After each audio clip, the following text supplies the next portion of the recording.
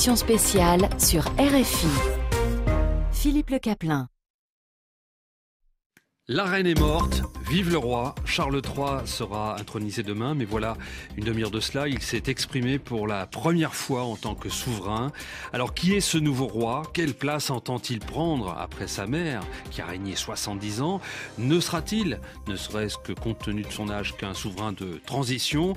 Nouvelle édition spéciale sur RFI avec nos correspondants au Royaume-Uni et dans le Commonwealth, également avec nos invités. Bonsoir Kevin Guillot. Bonsoir. Vous êtes fondateur du site monarchiebritannique.com. Nous sommes également en ligne avec Frédéric de Natal. Bonsoir. Bonsoir. Rédacteur en chef de la revue Dynasty. Sur toutes les chaînes de radio et de télévision, il y a quelques minutes de cela, le nouveau roi d'Angleterre s'est adressé au sujet de la couronne et il a bien sûr rendu longuement hommage à sa mère. Au-delà du deuil personnel de toute notre famille, nous partageons aussi avec vous tous au Royaume-Uni, dans tous les pays dont la reine était chef de l'État, dans le Commonwealth et autour du monde, un profond sentiment de gratitude pour les plus de 70 ans au cours desquels ma mère, en tant que reine, a servi les peuples de tant de nations. En 1947, le jour de son 21e anniversaire, elle s'engagea sur les ondes depuis le Cap auprès du Commonwealth à consacrer sa vie, qu'elle soit courte ou longue, au service de son peuple. Voilà donc un extrait de ce qu'a dit le prince Charles, le roi Charles III maintenant. Un discours qui a duré à peu près 5-6 minutes. Emeline Vin, vous êtes à Londres pour RFI. Vous étiez devant votre téléviseur. Vous avez trouvé le monarque touché et émouvant. Emeline Vin. Alors, même question en attendant à Kevin Guillot. Vous avez regardé. Oui, effectivement, c'était un discours très émouvant parce qu'en fait, il remercie d'abord sa mère. Il remercie sa mère pour tous ses 70 ans de service pour les Britanniques et pour au-delà donc tout le Commonwealth, les 50 pays qui font partie du Commonwealth. Donc c'est vraiment un discours qui était très attendu, qui est vraiment qui confirme les attentes que nous avions jusqu'ici. Forcément, c'était un discours qui rend hommage d'abord à Elisabeth II, qui rend hommage à sa dévotion pour son pays, pour le Commonwealth, et ensuite ça remercie aussi donc les Britanniques qui étaient aussi ici pour partager sa peine avec la perte de sa mère. Et de l'émotion, bien évidemment, dans ce qu'il a dit. Emeline Vin, vous a retrouvé, vous êtes à Londres, donc vous avez écouté le roi Charles III. Oui, Charles est apparu en costume noir, les yeux rougis, les traits tirés. Le nouveau roi était assis à une table, un portrait d'Élisabeth II à sa gauche, une Élisabeth tout sourire en tailleur bleu. Charles III, vous le disiez, il était vraiment très marqué par le deuil. Il a eu la gorge serrée à plusieurs reprises au cours de son discours. C'est surtout un fils en fait qui a pris la parole ce soir, un fils qui a perdu ses deux parents en 1 an et demi, et un fils qui se retrouve ce début septembre au roi du Royaume-Uni. Frédéric de Natal, qu'est-ce qui a particulièrement attiré votre attention dans ce premier discours du roi finalement ? Ce qui est très intéressant, c'est, vous savez, quand la reine Elisabeth II est décédée, tout le monde s'est posé la question de savoir quelle est l'attitude du futur roi d'Angleterre, actuellement donc Charles III, à savoir est-ce qu'il allait suivre ses pas. Et ce soir, je crois qu'on a eu la réponse. Il va effectivement suivre ses pas, rester dans la maxime qui a été quand même celle qui a été la plus connue de la reine Elisabeth, c'est-à-dire « never explain, never complain ». On sent qu'il a le sens du devoir, qu'il a le sens de l'honneur. Il a effectivement remercié sa mère ce soir, c'était quand même très émouvant. On voit effectivement, oui, qu'il a bien les traits tirés, les yeux gonflés par la tristesse. Je pense que c'est très difficile. Il doit assumer un rôle pour lequel il a été préparé depuis sa naissance, mais dont l'arrivée est quelque peu brutale, même si toutefois on avait été préparé à l'inéluctable. Donc effectivement, c'est un discours qui, si vous voulez, est empreint d'émotion et en même temps montre la gravité de la situation et nous apporte une confirmation que le roi Charles III va se placer dans les pas de sa mère, la reine Elisabeth II. D'ailleurs, c'est ce qu'il faut comprendre, Emeline Vin, quand le roi a dit qu'il respecterait la Constitution et les traditions. Ça paraît évident, mais ça mérite malgré tout une analyse. Oui, absolument, hein. Alors Charles III a admis que pendant les 70 ans du règne de sa mère, d'Élisabeth II, le Royaume-Uni et le monde en fait avaient beaucoup changé, hein. Élisabeth II est arrivée sur le trône quasiment au lendemain de la Seconde Guerre mondiale. On en est aujourd'hui très loin. Et c'est vrai que pendant son règne, je pense pas que c'est le terme approprié, mais pendant son temps en tant que prince de Galles, Charles n'avait jamais trop hésité à donner son avis, à sortir un peu des sentiers battus, y compris en divorçant et en épousant par la suite une autre femme. Et c'est vrai que c'était la question qui se posait. Maintenant qu'il est roi, qu'est-ce que tout cela va devenir? Que va-t-il faire de son caractère? On comprend bien ce soir qu'il va faire passer d'abord le rôle de monarque au-dessus de sa personnalité à lui, hein. Il a vraiment rappelé qu'il était fier des institutions dont il est désormais responsable, que les valeurs du Royaume-Uni étaient toujours restées et resteraient constantes, et qu'il respecterait, lui, le rôle, les devoirs de la monarchie.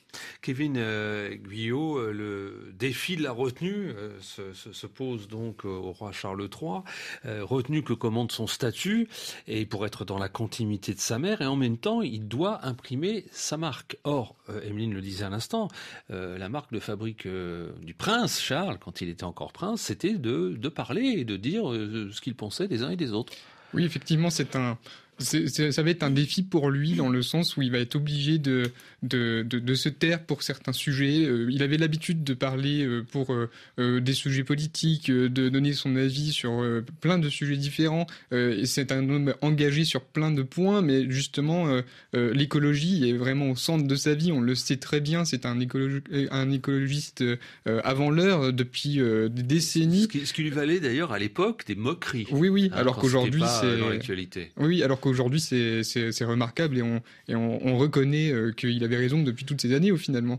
Donc oui, effectivement, il va devoir du coup passer outre de cette position de prince de Galles où il avait encore la liberté de pouvoir exprimer ce qu'il souhaitait dire de temps en temps, alors qu'à un moment il était censé être neutre politiquement, hein, comme le monarque, mais il prenait quelques libertés quand même parce qu'il n'était pas encore le monarque. Maintenant, c'est différent.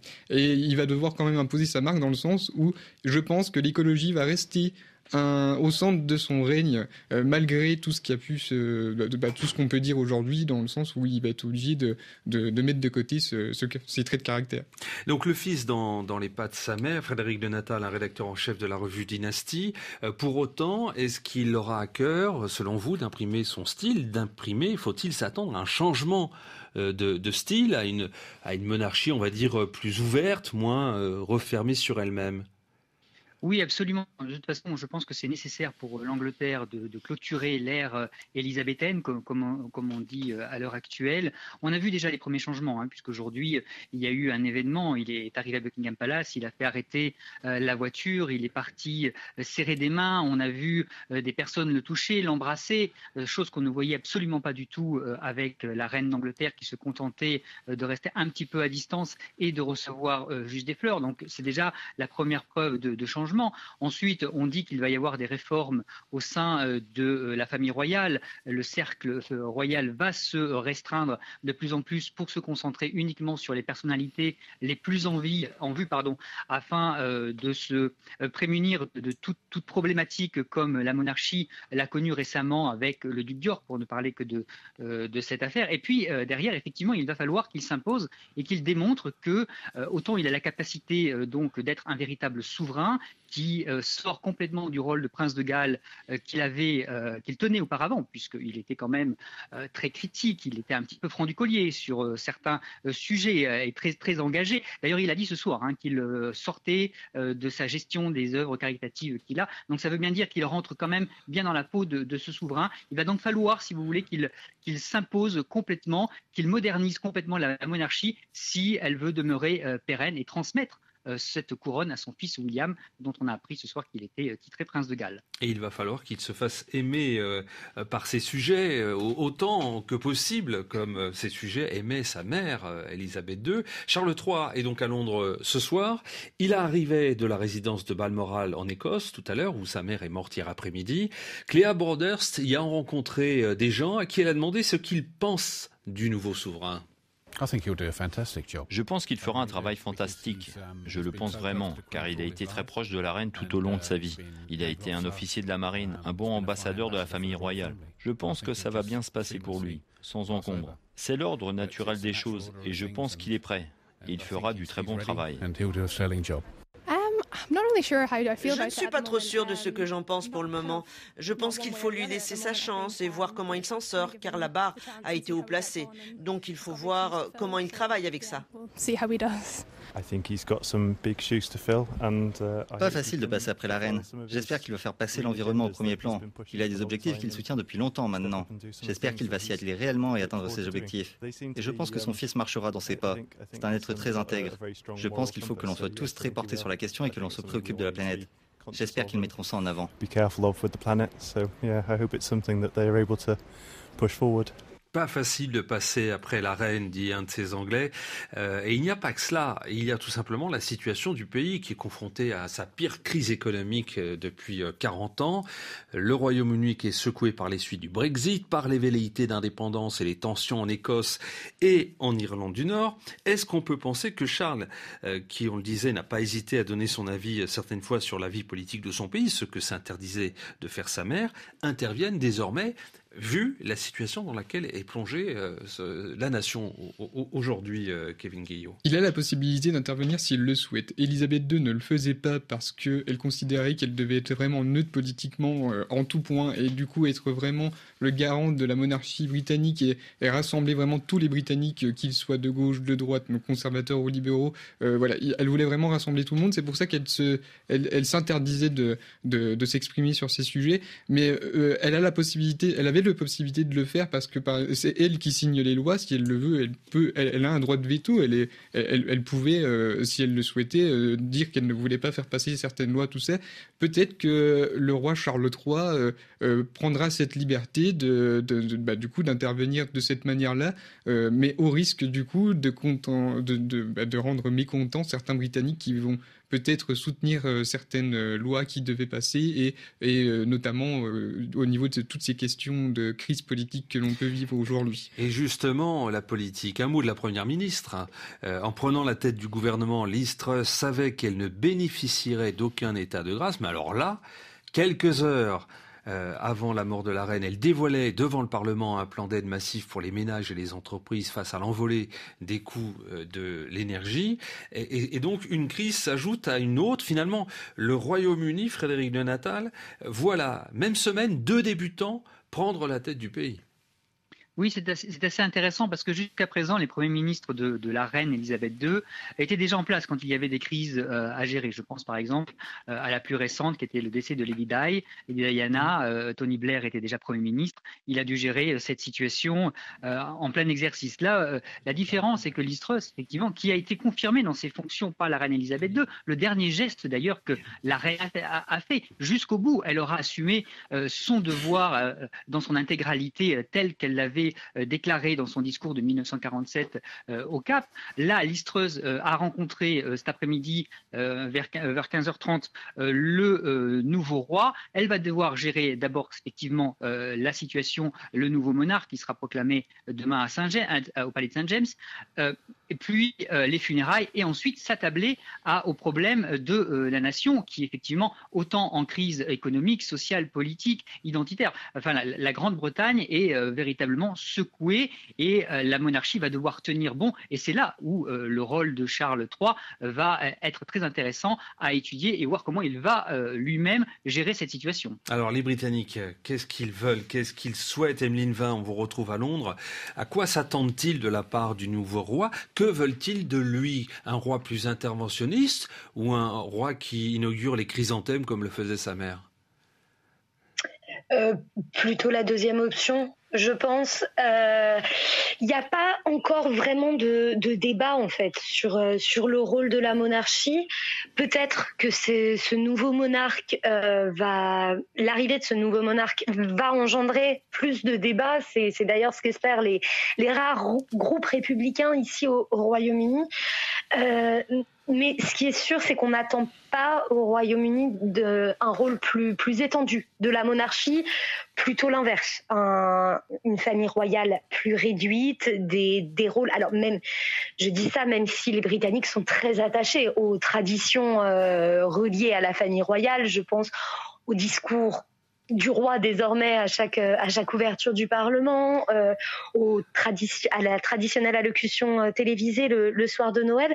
Tout cela, les Britanniques y sont très attachés, mais il faudrait pas que ça aille au-delà. Donc je pense qu'ils attendent de Charles qu'il enfile les chaussures de sa mère, qu'il essaye d'arriver à la hauteur d'Élisabeth II, et tout le monde le dit depuis hier, il a vraiment du pain sur la planche pour faire aussi bien qu'elle. Vous écoutez Radio France Internationale alors qu'il est 17h45 en temps universel. Édition spéciale sur RFI.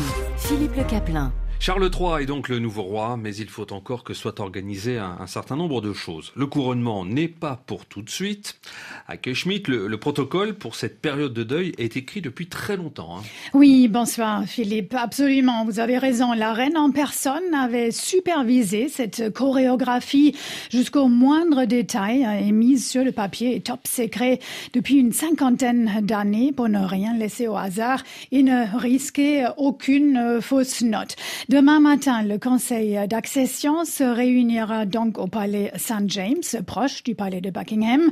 Ce conseil doit officiellement proclamer Charles III roi. Certains membres de la famille royale, la première ministre Liz Truss, mais aussi 2 archevêques de l'Église d'Angleterre et quelques 700 membres de ce que l'on appelle le conseil privé du monarque y seront présents. Ensuite, à 11h, cette proclamation sera lue devant le palais et puis une heure plus tard, encore une fois, au Royal Exchange, un bâtiment au cœur de la City de Londres. Dimanche, le roi Charles III recevra en principe les condoléances du Parlement dans le hall de Westminster, puis il partira en Écosse, en Irlande du Nord et au Pays de Galles, les 3 autres nations qui composent le Royaume-Uni. Et maintenant, qu'est-ce qui va se passer concernant les funérailles de sa mère, d'Élisabeth II ? Alors, comme elle est décédée dans son château de Balmoral en Écosse, c'est l'opération Unicorn qui a été activée. Son cercueil sera donc transporté à Édimbourg, à la cathédrale Saint-Gilles. Et selon ce que l'on sait du protocole, ça sera ce dimanche. L'occasion, certainement aussi pour le grand public, de rendre un dernier hommage à sa reine.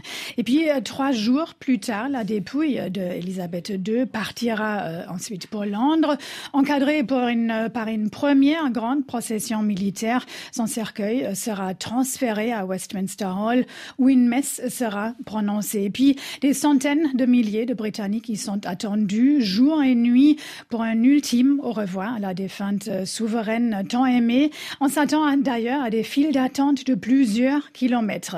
Les funérailles d'État auront ensuite lieu au 10e jour après le décès d'Élisabeth II.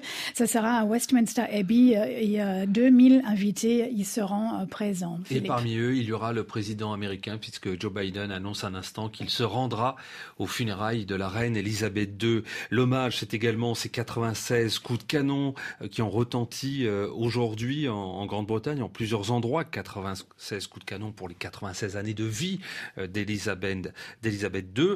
Et puis, il y a eu la première apparition public en tant que roi de Charles III, qui est descendu de sa voiture devant le palais de Buckingham et il a serré les mains de dizaines de personnes présentes. Daniel Vallot, vous êtes à Londres également pour RFI. C'était pas vraiment prévu, hein? Non, ce bain de foule n'était pas prévu pour le roi qui a décidé, vous l'avez dit, de faire quelques pas devant les grilles du palais, d'aller à la rencontre des habitants de Londres qui étaient venus surtout rendre hommage à la reine décédée, mais qui espéraient tout de même voir le nouveau souverain. Des applaudissements, des hurrahs ont accueilli le nouveau roi et même des God Save the King, autant de signes de bienvenue et de cette volonté manifeste de donner sa chance à ce roi âgé qui a tout de même 73 ans et qui a attendu toute sa vie, pourrait-on dire, ce moment. Charles Charles III, accompagné de la reine consort Camilla, ont ensuite franchi les grilles du palais avec 2 moments importants qui ont suivi. Un premier entretien avec la première ministre Liz Truss, puis ce discours, le premier discours du nouveau roi. Alors cet enthousiasme devant le palais de Buckingham, il contraste avec l'ambiance du bar où je me trouve actuellement. Je suis venu dans un bar de Londres pour écouter le premier discours du roi. Il a été retransmis, mais à vrai dire, l'apparition sur les écrans de Charles n'a détourné les clients ni de leur verre, ni de leur conversation. Voilà 2 situations assez contrastées. C'est un peu surprenant, mais cela témoigne sans doute des difficultés qui attendent Charles III pour convaincre ses sujets, bien qu'il est le digne héritier de la couronne et qu'il saura, comme sa mère a su le faire, maintenir le lien entre la monarchie et les Britanniques. D'ailleurs, même devant les grilles de Buckingham Palace, cet après-midi, certains dans la foule ne cachaient pas qu'ils auraient préféré voir William, le fils aîné de Charles, accéder directement au trône. Kevin Guillot, vous êtes le fondateur du site monarchiebritannique.com.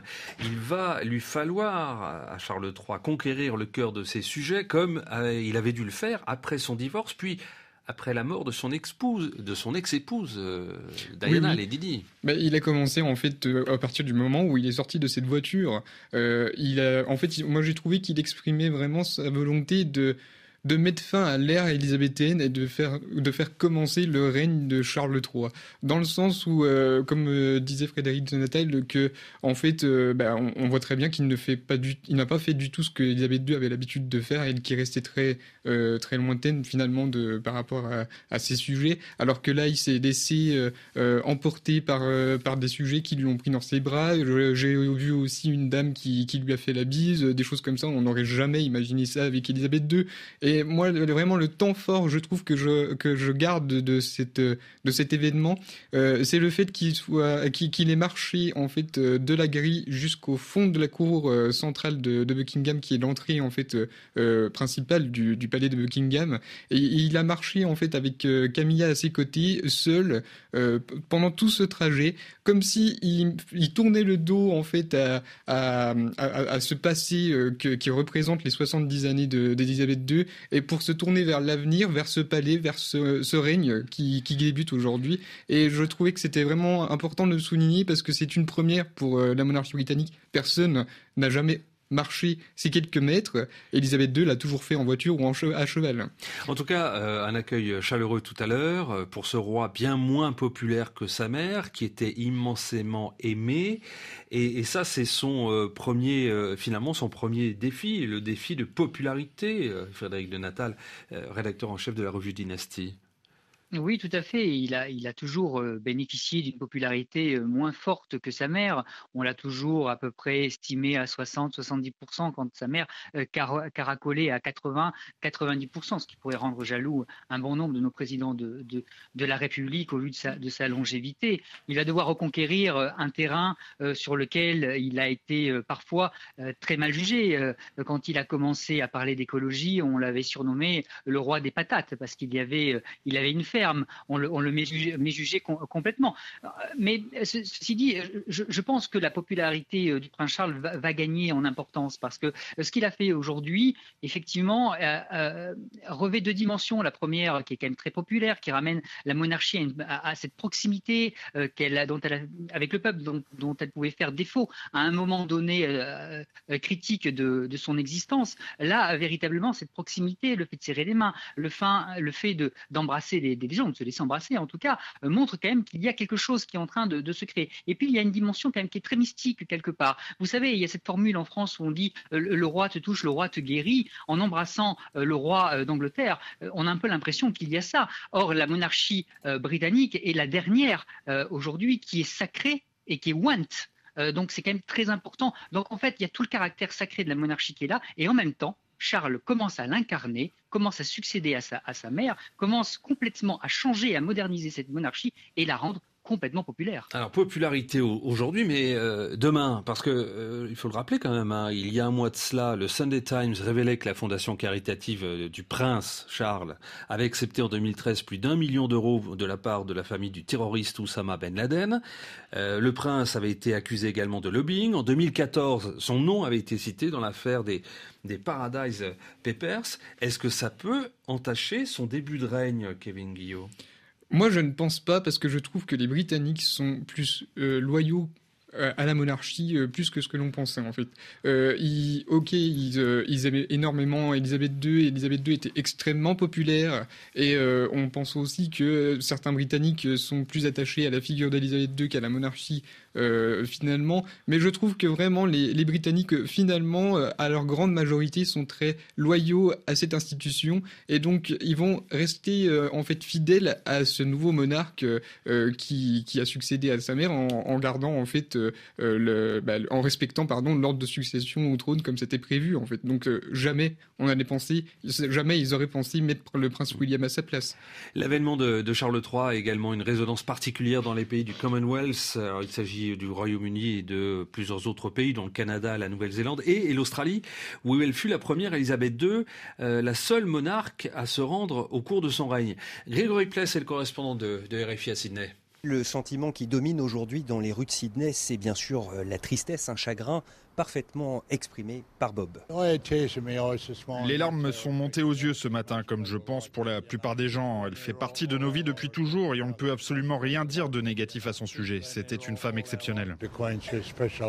Et à vrai dire, même ceux qui ne sont pas du tout royalistes ont aujourd'hui la boule au ventre, à l'image par exemple de Paul. Je ne suis pas un fan de la famille royale, mais je pense que c'était une femme fantastique, qu'elle a fait du très bon travail et comme beaucoup de gens aujourd'hui, son décès m'attriste.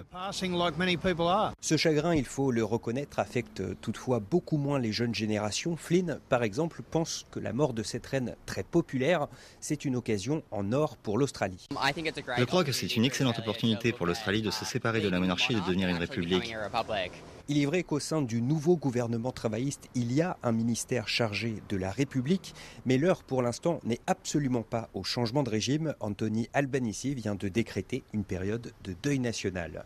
Grégory Pless, Sydney, RFI. De la revue Dynastie, Frédéric de Natal. Est-ce que les pays anciennement en colonie britannique pourraient être tentés de s'émanciper de la couronne britannique à la faveur de cette passation de pouvoir ? Oui, c'est ce que l'on craint un petit peu. En tout cas, certains pays du Commonwealth ont déjà annoncé en amont, avant le décès de la reine Elisabeth II, qu'ils avaient l'intention effectivement d'abolir la monarchie.